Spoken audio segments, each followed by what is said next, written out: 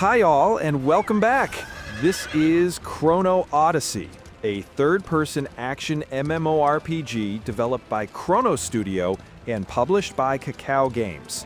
It's built in Unreal Engine 5 and coming to PC, PlayStation 5, and Xbox Series X and S. I played the closed beta, so in this video, I'll give you a breakdown of what we know so far and my first impression.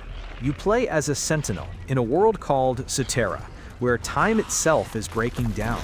Different eras are colliding, so you'll move from medieval ruins to desert wastelands and zones where time distortion has completely changed the environment. There are no loading screens between regions. It's one continuous open world with real-time weather and a full day-night cycle. Now let's talk about the combat. It's fully action-based, no tab targeting. Every class can equip 2 weapons at once and switch freely mid-fight with a third weapon stored for later. Each weapon has its own moveset and skill tree. In the playtest I joined, there were 3 classes: Swordsman, Ranger, and Berserker. Each one has its own set of combos, dodges, and special time-based abilities. These don't rewind time for the entire world.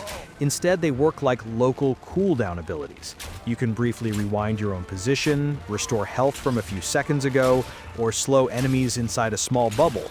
So it's more of a tactical tool that affects just your character or a few targets, not a full time reset.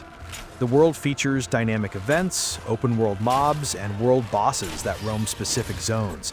PvE content includes 5-player dungeons and 10-player raids. Bosses use multi-phase mechanics with AoE zones, stagger windows, and attack patterns that require coordination. Outside of combat, there's a full gathering system with mining, logging, skinning, and plant harvesting. You'll use these materials to craft gear, potions, and upgrades. Movement includes climbing and swimming, and as you progress, you unlock new traversal options. Character progression is mostly gear-based. You gain levels by fighting and completing quests, but your actual power comes from the equipment and upgrades you unlock. There's also a guild system and a player marketplace, though both were limited in the playtest. As for monetization, the game is confirmed as buy-to-play. That means you purchase the game up front. According to the developers, the in-game store will only offer cosmetics and optional convenience items like XP boosts. No stats, no gear, no combat power. They've clearly stated they want to avoid pay-to-win mechanics. But as always, beware. We've heard that before. If you're looking for comparisons, the overall structure and build system feel closest to New World. Like that game, you can freely mix weapons and build your character based on your loadout, not locked classes. But Chrono Odyssey adds time control mechanics and a much more fantasy-heavy world.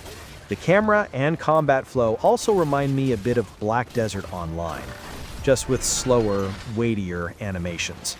Alright, here's my personal first impression. And just to be clear, this is only based on the playtest.